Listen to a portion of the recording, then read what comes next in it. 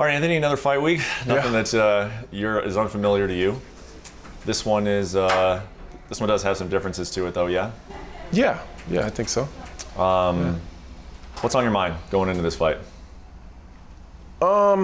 It's a bit different for sure.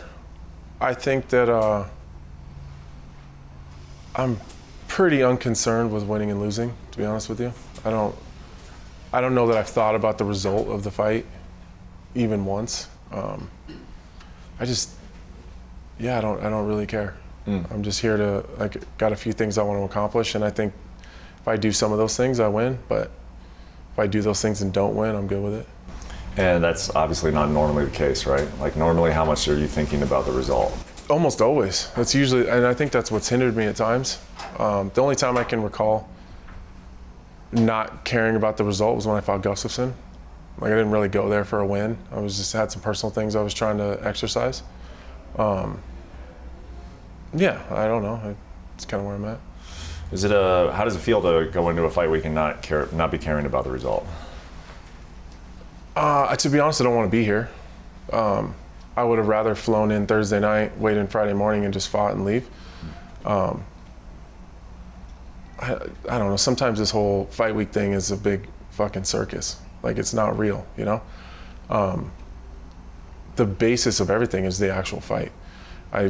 All this other kind of like dog and pony show it's like it makes it something that it's not. And so I think just where I'm at personally, I just don't give a shit about the circus show, you know, and the lights and the cameras and the comments and people that don't actually know what the f they're talking about, trying to pretend they do. Like it's another media outlet, another .com, you know, searching for clicks. Like it's kind of just all bull. So if you didn't come here necessarily for a win and you not really cared about the message or the, you know, how the fans or the .coms are taking it, then what are you here for? Something has to be destroyed, whether it's him or me. Like something has to break. Like you can't. I think I have a fucked up mindset where when things aren't going my way, like something has to break. Like it's like I have to. It's kind of like I have to throw a tantrum a little bit like a little kid. Like I have to go destroy something. And if it's me in the process, then I'm good with that too. Like just something has to be exercised. Like it has to go somewhere or I'm gonna go insane. Well, when did you learn that about yourself? I've pretty much always known that about myself. That's how I ended up here. That's how I ended up in this sport. And it's not like this machismo tough guy thing. It's just the way that I get it out. Without this sport, it would have been drugs or fighting in the streets or who knows. Okay, it could have been a plethora of different things, but all of them are negative and end up dead or in jail. So I just got lucky and it's this. So the way you cope with, I guess, challenges or challenges in your life going through something, is it something has to be destroyed? So what is the challenge that you're facing right now in why something has to be destroyed this weekend? Oh yeah, I mean, I don't think it's a secret. You know, I lost one of my best friends and jiu-jitsu coaches a couple weeks ago. And I'm just a little bit lost, to be honest. I don't know what the future looks like, and I'm just not super concerned with it, to be honest. I'm just kind of living in the moment and trying to get through it. But I think shit like that makes all this stuff really silly. I feel very silly even going through this media car wash. Like none of this actually matters. It's like the fakest shit I've ever seen. And I don't know if that's just where I'm at personally and how I view things, but like the fight itself, like, is what matters to me. Like, I hate the walkout. I think it's silly. I hate I have to be there 4 hours before, and there's a bunch of commission guys that are just looking for a reason to prove to someone that they're important. It's all bullshit until like you get in the cage and the door locks. Like that's what I'm here for. All the other stuff I'm just doing because the UFC says I have to. Have you found that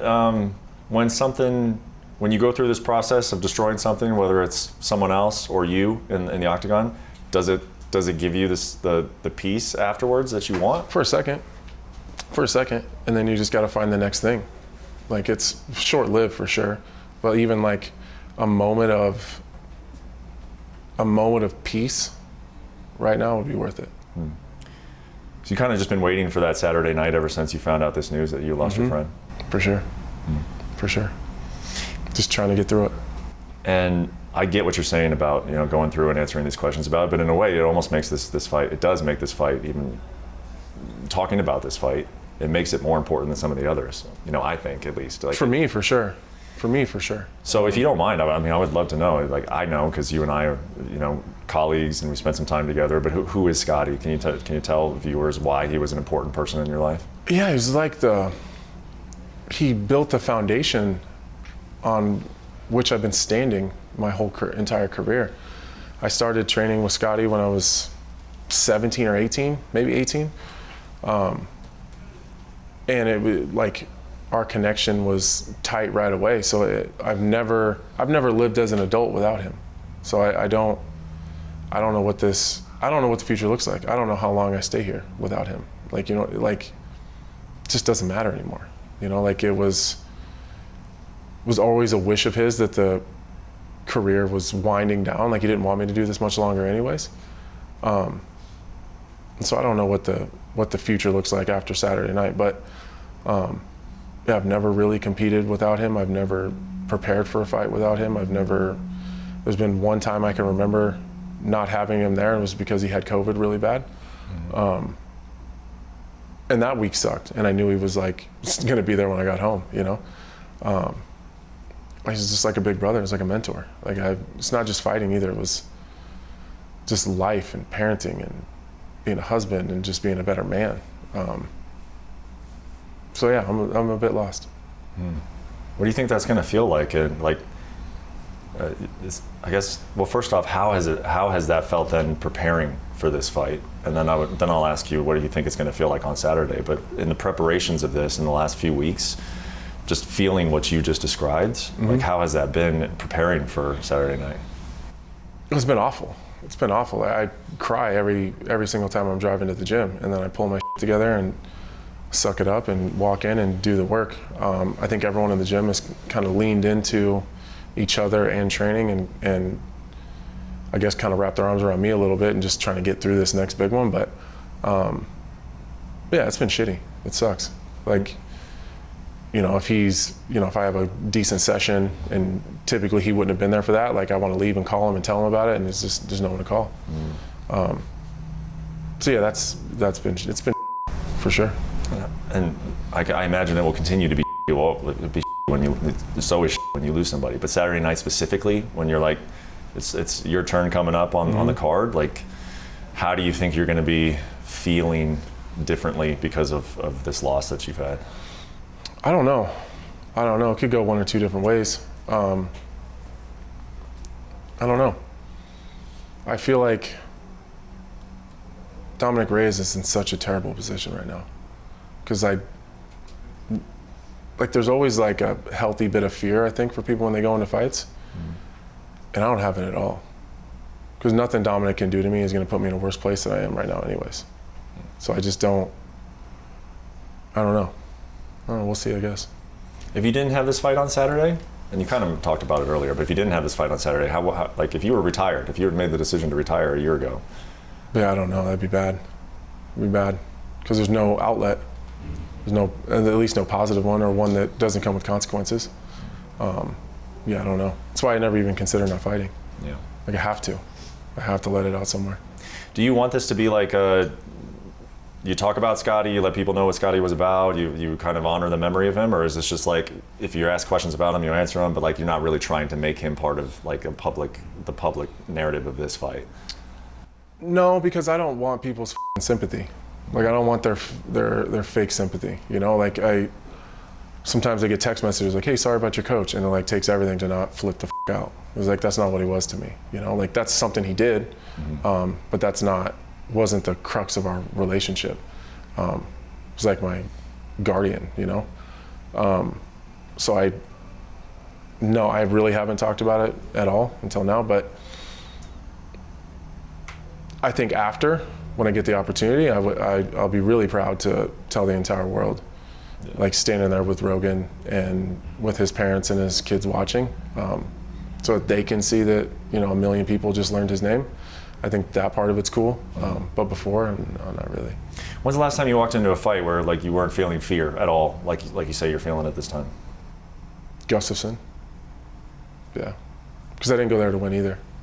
I was just trying to shake off the bad taste in my mouth from John Jones, and just I didn't need it. I just made a shit ton of money, and if you lose the fight after your title fight, people kind of expect that anyway. So there was really no pressure. Gustafsson was #1 in the world, so it didn't really matter. I just really wanted to punch him in the face. That was kind of, I went all the way to Sweden kind of just for that. The last thing I have for you is he did. I mean, I remember that you and I wrote a story about it and had a long interview about it. Scotty did want you to retire, and then he did kind of change his mind. He liked the way that you were approaching the sport a little differently. But he was ready, like you mentioned earlier, for this to be done. So in a very real way, perhaps more real than before, could this? I know for a while you've been like, oh, the next one could be my last one, but what impact does him being gone now have on the possibility that this could be it? It's huge. It's huge.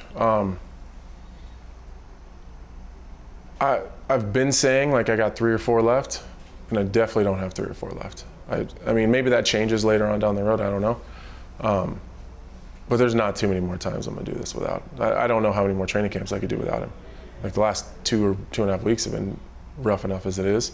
It's not that I don't want to be in the gym and support the guys, and I just don't know how many times I want to take that walk without him. So I don't know. It's a very real possibility though. Yeah. Well, of course, man, as always, thank you for sharing your thoughts on it. And yeah, enjoy the week as much as you can, and good luck on Saturday. Thanks, man.